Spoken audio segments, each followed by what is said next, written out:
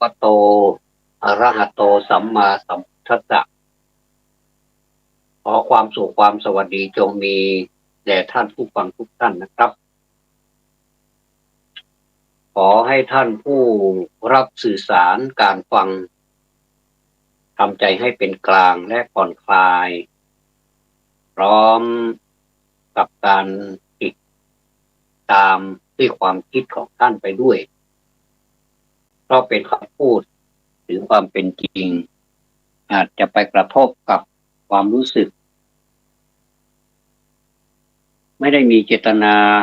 พูดให้ทุกข์แต่พูดให้ท่านฟังด้วยความเป็นจริง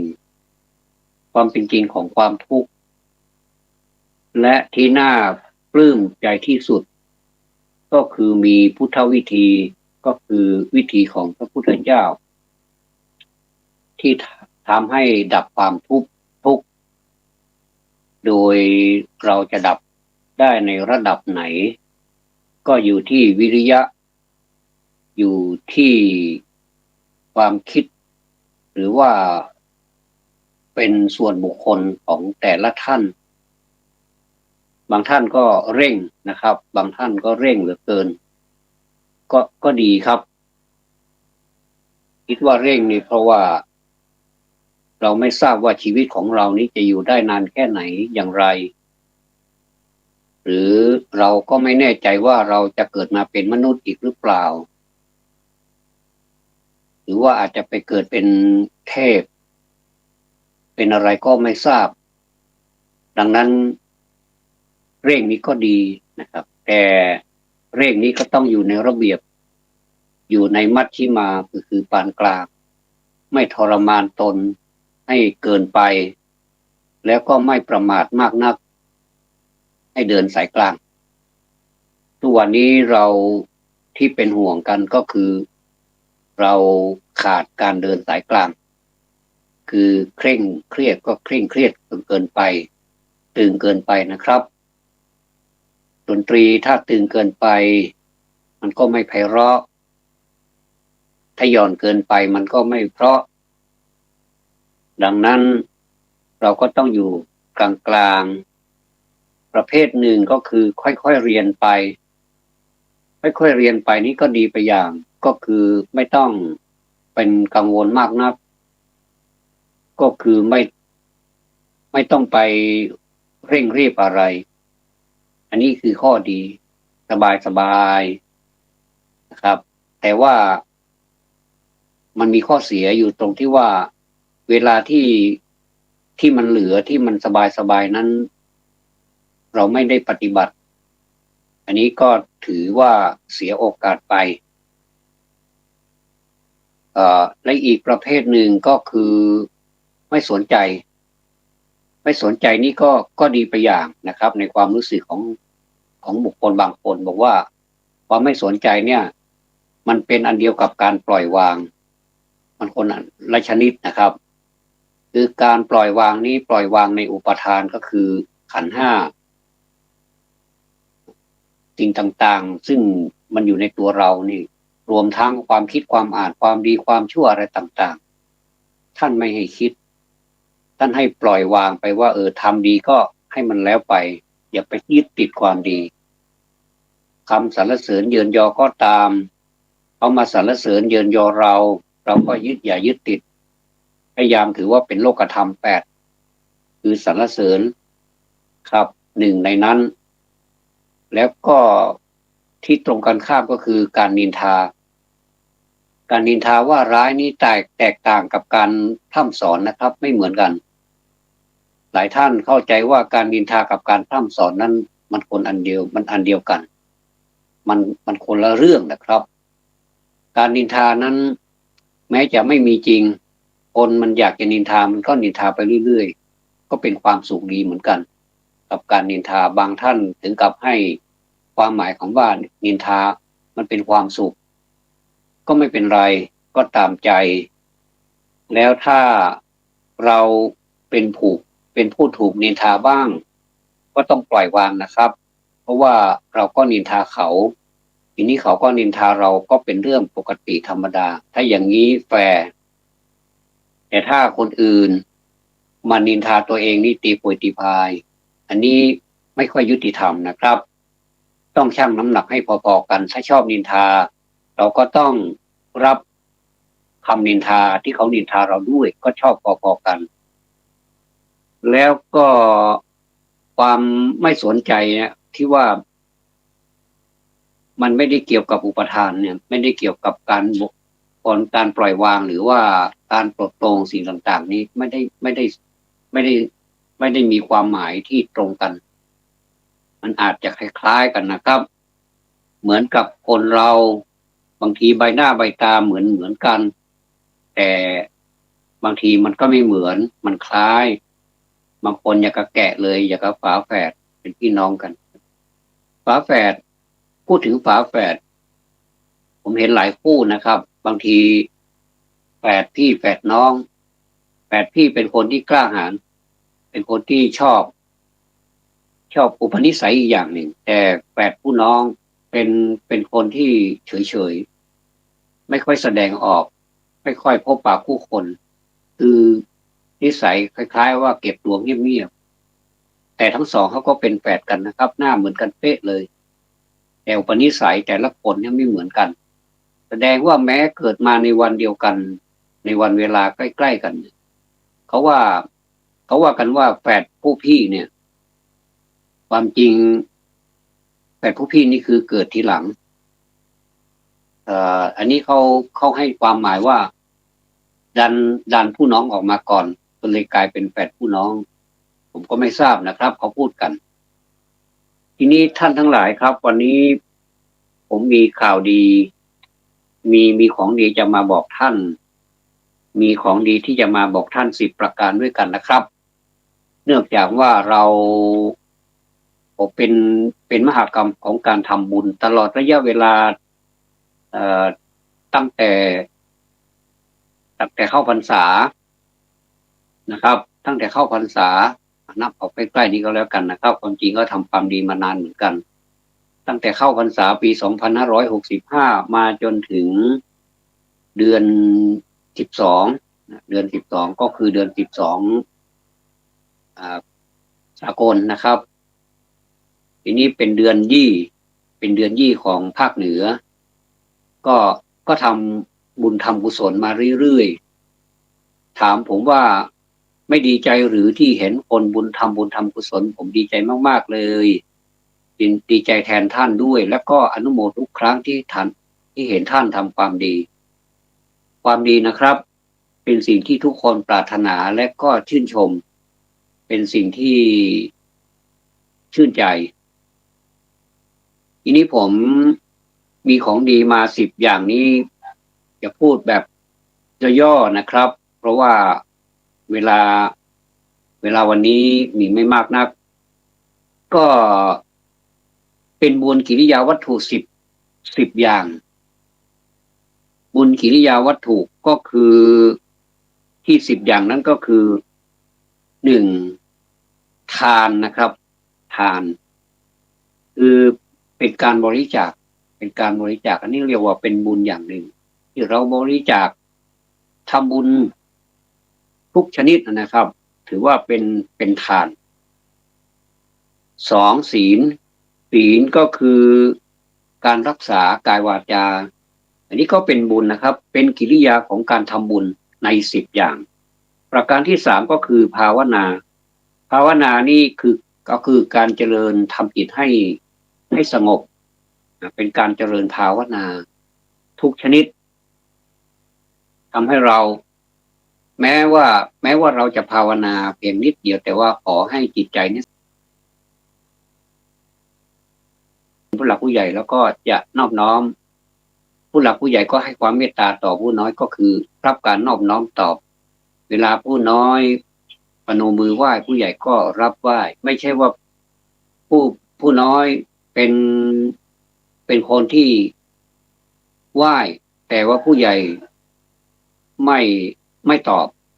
อย่างนี้ก็ถือว่าเสียมารยาทอย่างหนึ่งถ้าอย่างนั้นวันหลังเขา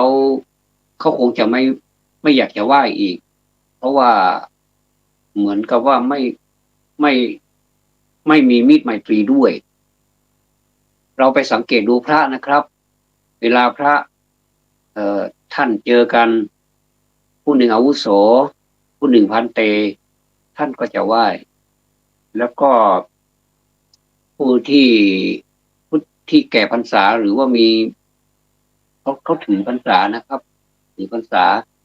ถ้าท่านยกมือไหว้ท่านก็ยกมือตอบยกมือไหว้ตอบครับแล้วก็จะมีคำอะไรอีกที่ขอนมัสการครับหรือว่าไหว้สาถ้าภาคเหนือไหว้สาก็จะเป็นการดูสวยงามมากแต่ถ้าผู้ใหญ่ไม่รับก็เหมือนกับมีอะไรในใจหรือเปล่าไม่ดีเลยนะครับเป็นความรู้สึกที่ผู้น้อยจะไม่อยากไหว้อีกต่อไปนะครับอันนี้เป็นประเพณีของพระแล้วคนไทยของเราก็ถือปฏิบัติมาเหมือนอย่างกับพระเลยถ้าไหว้ก็ต้องไหว้ตอบนะครับแล้วก็อันที่ห้าก็คือบุญที่ช่วยขวนขวายในกิจที่ชอบวงเล็บในกิจที่ชอบด้วยนะครับช่วยขวนขวายนี่เป็นไวยาวัจจะไมยก็คือการขวนขวายที่เราเรียกเป็นภาษาว่าไวยาวัจกรประจำวัดขวนขวายรับใช้พระคุณเจ้าด้วยความเคารพและก็ด้วยความชอบธรรมด้วยถ้าไม่ชอบธรรมก็ไม่ควรจะปฏิบัติตามอันนี้นี่พูดตามความเป็นจริงนะครับผมพูดไปแล้วว่าผมจะพูดไปตามความเป็นจริงอาจจะไปทำให้เกิดทุกข์ผมไม่อยากจะให้ท่านทุกข์กันนะครับให้ท่านรู้ความจริงเท่านั้นเองครับต่อไปข้อที่6บุญที่ให้ส่วนบุญก็คือให้ส่วนบุญเรียกว่าปฏิทานใหม่นะครับแล้วก็มาอีกอันหนึ่งมันใกล้ๆกันนะครับไม่เหมือนกันอันนี้เป็นปตานุโมทนาใหม่บุญสำเร็จด้วยการอนุโมทนาส่วนบุญเมื่อปฏิทานใหม่ให้ส่วนบุญกับอนุโมทนาส่วนบุญนี้มันใกล้ๆกันความจริงความหมายมันไม่เหมือนกันให้ส่วนบุญก็ให้ไปแต่ถ้าอนุโมทนาส่วนบุญนี้แม้จะไม่ได้ทำบุญแต่ถ้าเราอนุโมทนาส่วนบุญด้วยที่นิยมกันในปัจจุบันนี้ก็คือสาธุอนุโมทามิก็ถือว่าเป็นการปัตตานุโมทนาใหม่คืออนุโมทนาเป็นส่วนบุญในส่วนบุญนั้นเราก็ได้รับด้วยนะครับนี่เป็นเรื่องที่แปลกไหมว่าเราจะได้หรือได้นะครับเพราะว่าใจของเรานี่มันเลื่อมใสแล้วก็เกิดความชื่นชมยินดีในบุญเหมือนกับเราเข้าไปร่วมทำบุญกับเขาด้วยแม้จะไม่ได้จ่ายตังค์สักบาทแม้จะไม่ได้ทำบุญอะไรเลยแต่ว่าเราร่วมอนุโมทนากับเขาด้วยอันนี้ไม่ได้มาพูดเองนะครับอยู่ในบุญกิริยาวัตถุ10อย่างนี้ประการต่อไปก็คืออันนี้สำคัญการฟังธรรมนะครับการฟังธรรมก็ถือว่าดีเพราะว่าท่านยืนยันไว้ว่าการฟังธรรมเนี่ยถือว่าเป็นการสยบกิเลสตัวไหนที่มันพองขึ้นมาเราก็สามารถที่จะไปยุบมันได้กิเลสตัวไหนที่มันอหังการขึ้นมานี่เราก็สามารถไปปราบมันได้กิเลสตรงไหนที่มันลุกเป็นปืนเป็นไฟมาเราก็ใช้น้ำพระธรรมนี้ดับมันได้มันโวยวายมาเราก็สามารถที่จะเข้าไปสยบมันไม่ให้โวยวายได้เอาพลาสเตอร์ไปปิดปากไม่ให้มันพูดได้อย่างนี้ครับมันก็จะเงียบถึงแม้มันจะคลางหึมแต่มันก็ไม่ดังละไม่เหมือนกับตะโกนเราต้องใช้พลาสเตอร์นี่หมายถึงคำเนี่ยนะครับเอาไปปิดปากมันหูมันได้ยินสิ่งที่มันไม่ค่อยดีก็พอได้ยินพระธรรมแล้วมันก็เป็นหูดีแต่ถ้าไปได้ยินสิ่งอื่นๆที่มันไม่ใช่พระธรรมมันก็จะหูเสียคล้ายๆกับเป็นคนหูหนวกตานะครับตาดีๆอยู่ตาเนื้อดีๆอยู่ถ้าไปมองก็มองไม่เห็นในเห็นแต่เพียงเปลือกนอกที่ท่านนักปราชญ์ท่านบอกว่า เราเราดูอะไร เราศึกษาพระธรรมเราต้องดูด้วยตาในคือในตาของเราเนี่ยเป็นถ้าเป็นตาเนื้อเนี่ยเราไม่สามารถมองเห็นแต่ความสำราญเห็นแต่ความสุขความประมาทมัวเมาอะไรต่างๆนี่มันก็ทำให้พลาดโอกาสที่จะได้ฟังได้ยินในสิ่งที่ควรฟังควรได้ยินนะครับอันนี้เป็นคู่ต่อไปเป็นที่เป็นคู่นี่หมายถึงอันที่9นะครับคือบุญสำเร็จด้วยการแสดงธรรมอันนี้สำคัญพอๆกับการฟังนะครับเมื่อสักครู่นี้เป็นธรรมะสวนามัยก็คือการฟังธรรมะก็คือธรรมะธรรมะก็คือธรรมแล้วก็สวนะก็คือการฟังแล้วสวนามัยก็คือบุญสำเร็จด้วยการแล้วก็ธรรมะก็คือธรรมะนะครับ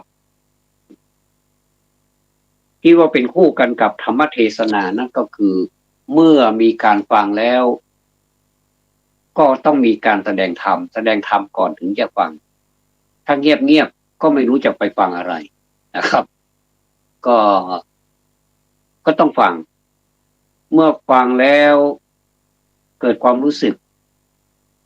ก็ต้องมาพิจารณาว่าความรู้สึกนั้นมันเป็นกลางหรือไม่ครับมันเป็นอย่างไรมันเป็นความรู้สึกส่วนตัวเราใช่ไหมเป็นความคิดเห็นส่วนตัวเราหรือเปล่าเขาเรียกว่าเป็นการตรึกตรองให้รู้จักความจริงว่าเราฟังมาอย่างไรแล้วเราจะเอาไปใช้อย่างไรเอาไปใช้นานแค่ไหนอย่างนี้เป็นต้นนะครับก็เหมือนกับเราซื้อของมานะครับซื้อของมาเหมือนกับยาก็ได้เราซื้อยามายานะครับเหมือนกันสมมุติว่าเป็นยาพารายาพารานี่ยาทุกชนิดนะครับเขาจะติดวันเดือนปี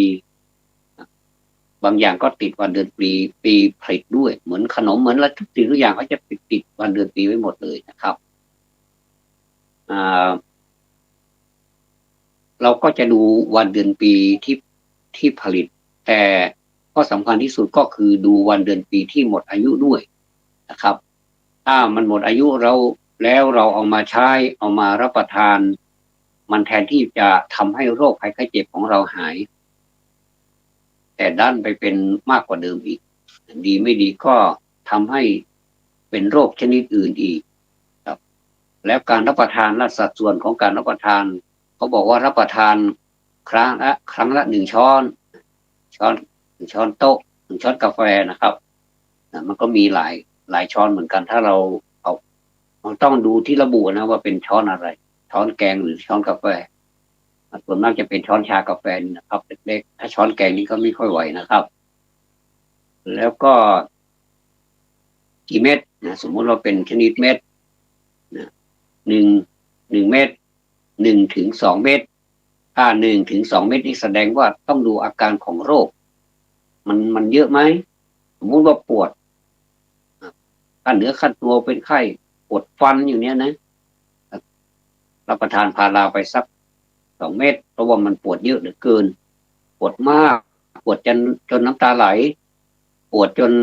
คิดถึงพ่อแก้วแม่แก้วว่างั้นเถอะนะเขาเรียกว่าโรคปวดฟันเนี่ยถ้าใครไม่ปวดฟันนะครับจะไม่รู้จักบุญคุณพ่อบุญคุณแม่โบราณว่าไว้ถ้าบอกปวดเขี้ยวนะใครบอกรู้จักคุณพ่อคุณแม่เพราะฉะนั้นต้องปวดเขี้ยวให้ก่อนนี่โอ้โหสุดยอดน้ำตาไหลถึงมาใครอยากกินข้าวกินน้ำมีสักอย่างอารมณ์บดีแต่เดียวไผ่มาโอ้นี่อิดหมูหน่อยนี่มันขี้มิ่งขี้โขสปาสเปดอยู่ในหันหมดเลยขี้มิ่งก็ขี้มิ่งขี้โขอันนี้เขาเรียกว่าปวดฟันเป็นรูฟันเป็นแมงฟันสารพัดฟันนะครับเพราะมันทำงานมาเยอะนะครับมันก็เป็นเรื่องของสังขารอันนี้เขาเรียกว่าปล่อยวางนะถ้าเราไม่ปล่อยวางแล้วเราก็ไปยึดติดนี่ก็ยุ่งเหมือนกันนี่อย่างนี้เป็นต้นนะครับเพราะฉะนั้นนี่เราจะต้องแยกแยะออกมาเมื่อฟังธรรมแล้วต้องแยกแยะออกมาว่าอะไรเป็นอะไรแล้วประการที่10นะครับเขาเรียกเต็ม เป็นภาษาบาลีว่าทิฏฐุชุกรรมทิฏฐุชุกรรมนะครับทิฏฐุชุกรรมนี้ก็แปลว่าการทำความเห็นให้ตรงการทำความเห็นให้ตรงนี้เป็นความหมายก็คือทำให้ประพฤติถูกต้องตามครองธรรมนะครับตามครองของธรรมะว่าอันนี้ถูกมันเป็นความจริงมันก็คือถูกอันนี้มันผิดมันเป็นความจริงมันก็ต้องผิดอย่าไปกลับกันนะครับอย่าไปกลับกันอันนี้ไม่ถูกแต่พากันยกยอว่ามันถูกสังคมก็เลยผิดเพี้ยนสังคมก็เลยเดือดร้อนนะครับเดือดร้อนเพราะว่ามันไม่ใช่ถูกมันผิดนะครับเหมือนกับเราให้คะแนนการบ้านนักเรียนถ้ามันผิดแล้วเราไปใส่ถูกนักเรียนก็ค่อยเขวนะครับนักเรียนจะเข้าใจว่าอันนี้แหละที่เขาทำนี่มันถูกบางทีก็เอาใจนะครับบอกให้ถูกแล้วก็ให้คะแนนเหมือนกับคนอื่นผิดก็ผิดถูกก็ถูกไม่ได้สักคะแนนได้0ก็ต้องยอมรับว่ามันได้0ได้1ได้2ก็แล้วแต่คะแนนเต็ม10ก็ต้องว่าไปตามนั้นไม่มีการที่จะเอาใจกันเด็ดขาดเพราะว่ามันผิดก็ต้องมันผิดมันถูกก็ต้องมันถูกนะครับทีนี้ความคิดอย่างเนี้ยที่ว่ามาแล้วมันมีปัญหาที่ว่าทำให้ผิดเป็นถูกแล้วก็ทำให้ถูกเป็นผิดอย่างเนี้ยมีปัญหาแล้วท่านบอกว่าการที่บุญกิริยาวัตถุ10อย่างที่กล่าวมาเนี่ยนะครับผมนับตั้งแต่1ถึง10มาหมดแล้วนะครับมาถึงการทำความประพฤติหรือทำความเห็นเนี่ยถูกต้องครองธรรมเนี่ยเป็นสิ่งที่สำคัญที่สุดในบรรดา10ข้อนั่นแหละครับแล้วอาจจะบางท่านอาจจะเข้าใจว่าทำไมการแสดงธรรมนี่เขาว่าเป็น1ไม่ใช่หรืออันนี้แหละก็คือการแสดงธรรมก็คือในเนื้อของธรรมนั่นแหละครับที่ถูกกับก็คือทำความเห็นให้เป็นจริงให้เป็นตรงกับความเป็นจริงนะครับเห็นชอบนะครับก็เหมือนกับเป็นข้อที่1ก็คือสัมมาทิฏฐินั่นแหละก็คือในเนื้อของธรรมนั่นแหละก็จะเป็นเขาเรียกว่าสัมพันธ์กันนะครับบางท่านก็บอกว่าทำการแสดงธรรมนี่ท่านรับรองไว้ไม่ใช่หรือก็รับรองไว้นะครับบอกว่าการให้ทุกสิ่งทุกอย่างนี้ไม่เหมือนกันให้ทำเป็นทานการให้ทำเป็นทานนั้นชนะการให้ทุกอย่างอันนี้คือการให้ทำนะครับแต่ความเห็นนี่ไม่ใช่เป็นการให้ความเห็นนี่เป็นความคิดเป็นความคิดแล้วก็อันไหนเป็นจริงอันไหนเป็นปลอมอันไหนเป็นของแท้อันไหนเป็นของเทียมเช่นมิตรแท้ก็ให้รู้ว่าเป็นมิตรแท้อย่าไปเอาใจว่าเขาเป็นมิตรที่ไม่สมควรที่จะคบเราก็บอกว่าก็เกรงใจมันก็เป็นมิตรแท้นี่ก็เลยไม่ใช้ธรรมะของพระพุทธเจ้าแต่ใช้การตัดสินใจของตัวเองนั้นว่าเป็นมิตรแท้อันนี้ต้องทำความเห็นแบบนี้นะครับแล้วทุกสิ่งทุกอย่างนี้เขาก็มาท่านบอกว่ามาจบที่ข้อที่10คือทิฏฐุชุกรรมก็คือทำความเห็นให้ตรงถ้าเราไม่ทำความเห็นให้เป็นธรรมนองครองธรรมแล้วนะครับแม้เราจะไปฟังธรรมสัก10 รอบในวันเดียวถ้าความเห็นเราไม่ตรงแล้วนะครับก็ฟังไปอย่างนั้นแหละก็คงจะได้อานิสงส์เหมือนกันนะครับว่าได้ความสงบใจแต่ไม่ได้เลื่อมใสในธรรมที่ท่านแสดงนะแต่ถ้าท่านแสดงธรรมไม่เป็นถูกต้องทำนองครองธรรมผมว่าอันนี้ก็ผิดผู้ให้อีกนะครับผิดที่ผู้แสดงแต่ผู้ฟังนั้นต้องการจะไปฟังธรรมที่มันเป็นเนื้อไม่ได้อะไรเลยมันก็ผิดอยู่ที่ผู้แสดงเพราะฉะนั้นผู้แสดงก็ต้องฟังธรรมก็ต้องแสดงธรรมให้มีเนื้อของพระธรรมเข้าไปแทรกด้วยแม้จะเป็นกุศโลบายหรือว่าเป็นศิลปะในการแสดงธรรมอย่างไรมันก็ต้องมีเนื้อเข้าไปด้วยนะครับเขาก็จะได้มีโอกาสที่จะไปตึกตรองหรือว่าเรียกว่าอะไร จัดสรรปันส่วนหรือว่าหยิบเอาใช้ได้ไม่เป็นไรนะครับ จะแสดงอย่างไรก็แล้วแต่ผู้แสดงนะครับ ไม่มีการว่าให้กัน เพราะสิ่งเหล่านี้ก็อยู่ที่ผู้แสดงจะแสดงแบบไหนเพียงแต่ว่าให้ผู้รับนะได้รับประโยชน์ผมก็ฟังทุกชนิดนะครับฟังแล้วเกิดความรู้ความรู้ก็เราจะฟังในแง่ไหนล่ะเราจะฟังในแง่ของศิลปะในการพูดบางทีก็จะมีข้าวมีจ้อยมีซอมีอย่างสารพัดก็แล้วแต่ว่าคนฟังนั้นเขาจะรับได้รับไม่ได้มันไปว่ากันไม่ได้นะครับแต่แต่แต่ละท่านนั้นก็มีศิลปะในการแสดงแต่ถ้าให้ผมชอบเป็นตัวนะครับถ้าให้ผมชอบอาจจะทำให้เคร่งเครียดหน่อยผมก็จะชอบท่านพุทธทาสพิคุนี้ท่านพูดทะลุไปเลยนะครับไม่ต้องอ้อมค้อมนะครับไม่มีตลกนะแต่ว่าท่านก็พูดไปด้วยแล้วก็หัวเราะไปด้วยท่านก็มีอารมณ์ดีนะครับหลวงพ่อท่านพุทธทาสพิคุหลายท่านก็ชอบฟังผมก็ชอบฟังแล้วก็ใครชอบฟังใครนั้นก็แล้วแต่ท่านนะครับไม่ได้ว่าแต่ว่าถ้าท่านพิจารณาด้วยเห็นชอบตามทำนองของธรรมหรือไม่นั้นก็ฝากให้ท่านพิจารณาด้วยนะครับการแสดงธรรมนั้นเป็นการแสดงธรรมอยู่ที่ผู้แสดงแต่การฟังนั้นเป็นสิทธิ์ของผู้ฟังคือใช้หูที่ได้ยินนะครับบางท่านก็ไม่ได้ยินแต่ต้องใช้เครื่องช่วยฟังก็แล้วแต่บางท่านก็ได้ยินแล้วแต่ว่า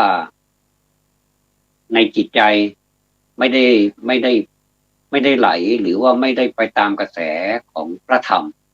ก็อาจจะคิดโน่นนี่นั่นก็แล้วแต่ท่านอีกเป็นปัจเจกบุคคลเราไม่สามารถที่จะไปบังคับใครได้แต่ว่าถ้าเราวุ่นวายเราไม่เป็นสมาธินะครับขนาดฟังธรรมนี่ไม่เป็นสมาธินะก็ไม่รู้จะพูดอย่างไรถ้าเราคิดอย่างนั้นนะครับผมเองก็เหมือนกันถ้าผมพูดถึงว่าผมเป็นตัวอย่างนะถ้าผมว่าฟังแล้วมันไม่ได้สาระอะไรผมก็กราบสามโหนแล้วก็ลุกไปที่อื่นดีกว่าไปทำธุระเราที่เราคิดถึงนะบางทีเราจะมีธุระยังไม่เสร็จอะไรเนี่ยนะครับก็สมัยนี้มีโทรศัพท์ก็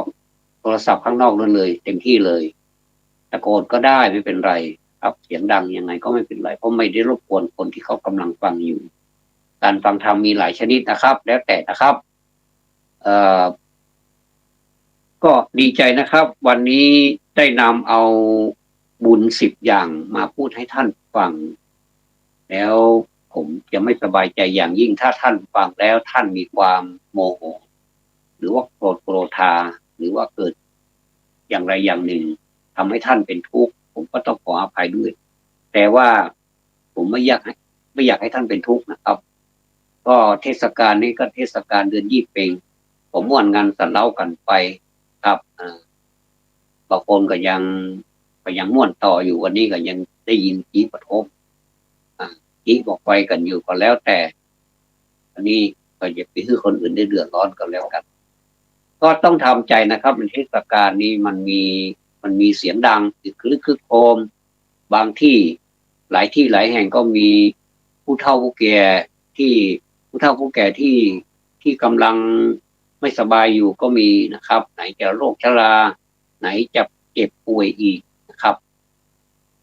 ก็สะดุ้งกันบ้างแล้วก็เด็กพอได้ยินแล้วก็สะดุ้งร้องไห้โยเยกันแต่ก็ทนกันไปนะครับเราก็ไม่ว่ากันครับผู้ที่เลี้ยงก็มีหน้าที่ดูแลก็ดูแลไปเต็มที่ก็ไม่มีปัญหาอะไรนะครับถือว่าเราก็สนุกไปด้วยบางทีเราอยู่กับเด็กได้ยินแล้วเด็กสะดุ้งเราก็ทำให้เด็กไม่สะดุ้งเราก็เล่นเปิดเพลงบ้างอะไรบ้างนะครับเปิดเพลงกลบเสียงดังบ้างก็เป็นอันเสร็จพิธีกันไปไม่เป็นไรครับก็ไม่ว่ากันจะไปเอาถือหรือว่าสิ่งนี้มาเป็นเงื่อนไขในการที่จะไปทะเลาะเบาะแวงกันนี้ก็ไม่สมควรนะครับขอแสดงความยินดีทุกบุญนะครับทุกบาททุกสตางค์ที่ท่านท ทำบุญไปไม่ว่าท่านจะหยอดในตู้หรือว่าท่านจะทำบุญอะไรก็ตามนะครับตั้งแต่เนี่ยทานน้ำใหม่เนี่ยบุญสำเร็จด้วยการบริจาคทานทำบุญทำทานบาทหนึ่งเพื่อช่วยค่าน้ำค่าไฟวัดก็แล้วแต่บาทหนึ่งครับเรามีแค่นั้นไม่เป็นไรท่านไม่ต้องไปกังวลใจท่านไม่ต้องบอกว่าเราทำบุญเนี่ยทำมันน้อยเหลือเกินนี่น้อยอกน้อยใจไม่ต้องน้อยใจนะครับสะสมไปเรื่อยๆทำ1 บาทขึ้นไป20 บาท100 บาทแล้วแต่ทำมากทำน้อยบุญกุศลที่มันได้นะเป็นของเราไม่ต้องไปน้อยใจผมพูดบางทีผมพูดก็ยังไม่พึงพอใจตัวเองว่าทำไมเราพูดได้แค่นี้ก็ปัญญาผมมีแค่นี้ทำไงได้นะครับก็ผมในฐานะที่เป็นส่วนหนึ่งของสังคมตัวเล็กๆความรู้ก็แค่นี้เองแต่ผมก็ขอแสดงความรู้นี้เพื่อเป็นประโยชน์แก่สังคมถ้าท่านฟังแล้วท่านมีความสุขผมก็ยินดีด้วยครับอนุโมทนาด้วยเป็นปัตตานุโมทนาใหม่บุญสำเร็จด้วยการอนุโมทนาส่วนบุญท่านได้รับส่วนบุญท่านได้รับบุญได้รับกุศลท่านมีความสุขผมก็มีความยินดีด้วยนี่เขาเรียกว่าอนุโมทนาในส่วนที่ท่านได้รับความสุขนะครับทุกสิ่งทุกอย่างทำมาด้วยใจแล้วก็ทุกท่านก็สร้างสรรค์คิดว่ามันเป็นสิ่งที่ดีผมก็ส่งเสริมด้วยนะครับถ้าสิ่งใดถ้ามันนอกจากนี้มันจะกลายเป็นความโลภมันจะกลายเป็นความโกรธจะกลายเป็นความหลงอันนี้ต้องระมัดระวังพวกเราต้องช่วยกันระมัดระวังนะครับอย่าไปถือว่าเป็นเรื่องซ้ำซากพูดแล้วน่ารำคาญไม่ใช่นะครับเหมือนกับคุณพ่อคุณแม่สอนลูกนะครับมันไม่เหมือนคนอื่นหรอกสอนไม่ค่อยเพราะนะครับแต่ว่าความจริงแล้วเนี่ยจิตใจบริสุทธิ์กว่าคนที่พูดเพราะคนอื่นอันนี้ต้องระวังด้วยนะครับเพราะว่าคนอื่นพูดเพราะเนี่ยความจริงใจไม่เหมือนกับคุณพ่อคุณแม่หรอกไม่เหมือนครับแม้แต่เสี้ยวหนึ่งก็ไม่ได้เลยแต่ว่าก็จะไปมองคนอื่นเขาผิดไปหมดก็ไม่ได้นะบางทีก็เปรียบเทียบกับเหมือนคุณพ่อคุณแม่เหมือนกันทีนี้เราจะต้องดูความประพฤติด้วยนะครับอย่าไปพูดอย่าไปดูแต่ฟังแต่คำพูดนะครับบางทีคำพูดเนี่ยมันพูดได้เยอะแยะเลอเลิศเพอร์เฟกต์อะไรมากมายเลยแต่ว่ามันไม่เหมือนคุณพ่อคุณแม่เราหรอกนะครับคุณพ่อคุณแม่แล้วฟังแล้วยิ้มนะมีความสุขนะครับทุกคนที่เป็นคุณพ่อคุณแม่นะจะรู้ดีว่าตัวเองพูดอะไรออกไปและมีความรักแค่ไหนนะครับจะให้ดีจะต้องทำตัวดีที่สุดนะครับจะต้องทำตัวให้คุณลูกเนี่ยได้เห็นว่าเรานี่เป็นคนดีที่สมควรที่จะไปสอนเขาเราเป็นคนที่ไม่เอาการไม่เอางานแต่ว่าไปสอนให้ลูกเอาการเอางานเป็นคนที่ไม่ปราณีตเป็นคนที่แบบว่ายังไงก็ได้อย่างเนี้ยลูกก็จะยังไงก็ได้และก็ไม่ปราณีตเป็นคนที่ขี้เกียจขี้ค้านลูกก็จะขี้เกียจขี้ค้านด้วยมันเป็นอย่างเนี้ยนะครับเหมือนกับพ่อปูแม่ปูลูกปูนั่นแหละครับบอกว่าก็ไต่ดีๆสิลูกก็เดินดีๆก็พ่อกับแม่มันเดินแบบนั้นนะก็เก่งก้างแล้วจะไปทำอย่างไรมันก็เดินไปตามกันนี่เป็นนิทานชาดกก็พูดกันไว้แต่ความเป็นจริงก็เป็นด้วยนะครับเราเห็นปูเนี่ยเดินไม่ตรงหรอกนะครับแล้วก็พระพุทธเจ้านี่ท่านสอนให้ตรงมากเลยนะครับเพราะฉะนั้นนี่ถ้าไม่ได้ทำอะไรเลยก็นะโมตัสสะภะคะวะโตอะระหะโตสัมมาสัมพุทธัสสะก็ได้ไม่เป็นไรแค่นี้ท่านผู้รู้ทั้งหลายบอกว่าสุดยอดจริงๆนะเป็นสุดยอดจริงๆนะโมตัสสะภะคะวะโตหรือว่าเราจะพูดอะไรก็ได้ให้มันเกิดความสบายใจเนี่ยอันนี้เขาเรียกว่าเป็นคาถาปราบมารนะครับเรานึกถึงพระเจ้าปราบมารแล้วพระพุทธเจ้าปราบมารทุกทั่วสารทิศเลยนะครับเพราะฉะนั้นในวันนี้เวลาใกล้จะหมดเสียแล้วเราก็มาร่ำลากันตรงนี้แต่ก่อนที่จะลานั้นผมขอให้ประเทศไทยมีความสามัคคีกันสามัคคีแล้วก็สามัคคีเป็นทิฏฐุชุกรรมด้วย ก็คือให้มีความเห็นที่ตรงที่ชอบนะครับ อย่าไปถือว่าการที่มีพวกมากนั้นเป็นประชาธิปไตยไม่ได้จะต้องถือว่าเป็นสิ่งที่ชอบด้วยแม้จะเป็นหมู่น้อยแต่ถ้าเป็นผู้ที่มีทิฏฐุชุกรรมคือมีความเห็นชอบตามทำนองของธรรมนะถือว่ามีประโยชน์กับผู้ที่มีพวกมากนะครับเราต้องถือธรรมเป็นใหญ่นะครับไม่ใช่ถือจำนวนคนเป็นใหญ่นี้ประเทศไทยก็จะเจริญรุ่งเรืองเหมือนกับที่เราเป็นชาวพุทธนะครับสมกับที่เราเป็นชาวผู้รู้ผู้ตื่นผู้เบิกบานขอบพระคุณท่านพระครูเป็นอย่างสูงยิ่งนะครับท่านผู้อำนวยการรีบรีบมาให้ผมดำเนินรายการเลยนะครับขอบพระคุณเป็นอย่างสูงนะครับขอความสุขความสวัสดีในธรรมจงบังเกิดแด่ท่านผู้ฟังทุกท่านธรรมสวัสดีครับ